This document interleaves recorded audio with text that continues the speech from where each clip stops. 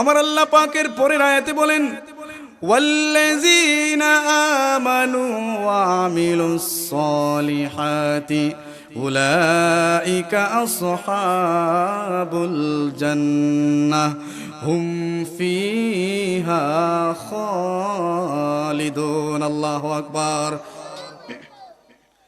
এরপরে আল্লাহ বলেন, বান্দারে বান্দা, বান্দা শুন শুন, আমি আল্লাহ তোদেরকে ঘোষণা করে দিলাম, আল্লাযীনা আমানু, তোমরা যারা আমি আল্লাহর প্রতি ঈমান এনেছো, তোমরা যারা আমি আল্লাহর প্রতি বিশ্বাস এনেছো, আমি আল্লাহ তোমাদেরকে ঘোষণা করে দিলাম, ওয়াল্লাযীনা আমানু ওয়া আমিলুস সালিহাত, ঈমান আনার পরে যারা তোমরা আমি আল্লাহর ইবাদত করেছো, আমার নবীর ইতাআত করেছো, অনুসরণ করেছো, মা বাবার খিদমত করেছো, নামাজ পড়েছো, মানুষের উপকার করেছো, টাল্টি বাল্টি করো নাই, বাটপারি করো নাই, মানুষের সম্পত্তি লুণ্ঠন করো নাই, বেপরদায় চলো নাই, স্বামী স্ত্রী সুন্দর এক একজনের খিদমত করেছো, ওয়াল্লাযীনা আমানু ওয়া আমিলুস সালিহাতি উলাইকা আসহাবুল জান্নাহ, আমি আল্লাহ তোমাদেরকে প্রতিশ্রুতি দিলাম, আমি আল্লাহ তোমাদেরকে জান্নাতের মধ্যে দাখিল করে দেব।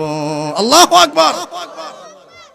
এই জন্য যুবক ভাইয়েরা, এই জান্নাতে কি জন্য যাবেন, জান্নাতের মধ্যে কি রয়েছে, আমি আপনাদেরকে সিম্বল কিছু কথা বলতে চাই। ওই জান্নাতের কিছু কথা শুনেন। আমার নবী জান্নাত দেখেছেন, জান্নাত দেখার পরে আমার নবী জান্নাতের বর্ণনা তুলে ধরেছেন। সুবহানাল্লাহ।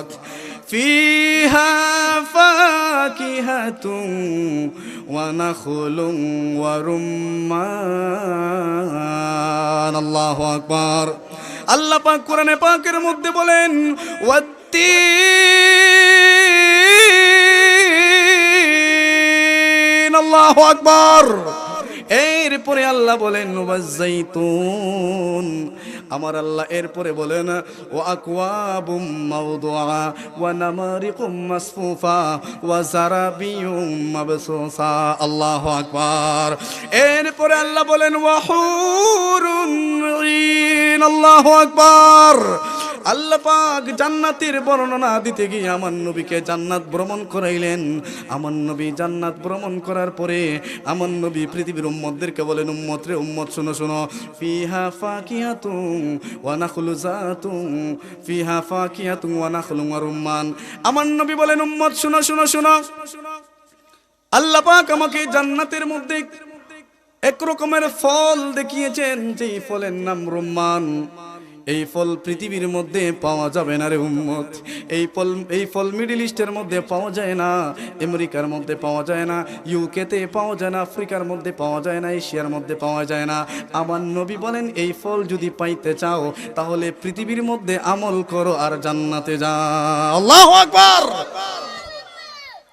আমার বাবারা, এরপরে আল্লাহ বলেন, ওয়াত্তিন ওয়া যাইতুন।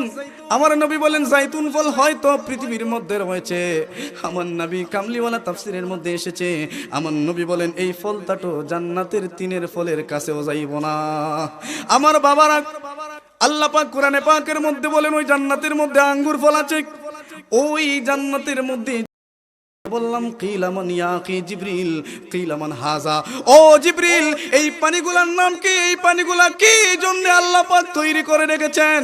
ওই জিবরিল বলে, ইয়া রাসূলুল্লাহ, এই নদীগুলার পানি পৃথিবীর মধ্যে আপনি দুই জায়গায় দেখতে পারবেন, আর দুইটা নদী আল্লাহ এখনো জান্নাতের মধ্যে রেখে দিয়েছেন। আমার নবী বলেন, কিলামান জিবরিল, নদীগুলা কি কি? ওই জিবরিল বলে, ইয়া রাসূলুল্লাহ, একটা নদীর নাম হচ্ছে ফুরাত। আল্লাহু আকবার। আরেকটা নদীর নাম নীল। এরপরে জিবরিল আমিন বলে, ইয়া রাসূলুল্লাহ, আর দুই নদী ওইগুলা জান্নাতের মধ্যে রয়েছে, ওইগুলা আল্লাহ ওই সমস্ত জান্নাতীদেরকে খাওয়াবেন যারা পৃথিবীর মধ্যে তারা আমল সহকারে, ঈমান সহকারে সিয়াম রমজানের রোজাগুলা সহি সালামতে রেখেছে। আমার আল্লাহ জান্নাতের মধ্যে ওই রোজাদারের ওই নদীর পানি পান করাবেন। আল্লাহু আকবার। আজকে আমাদের সমাজে রোজাদার মুখে মুখে বাজারে লুকাই লুকাইয়া হোটেলের মধ্যে সুরের মতো ঢুকিয়া, ওই বাজারে হোটেলের মধ্যে ঢুকিয়া সে লুকাই লুকাইয়া ইফতার কইরালায়, ঠিক কিনা বলেন? আবার মাগরিবের আগে সবাইকে বলে, চাচা আমি তো রোজা, আমি তো বহুত রোজা রাখতে লাইছি। ওরে ভাই, রোজা রাখতে রাখতে তৃষ্ণায় মইরা লাইছি, আমার অবস্থা খারাপ।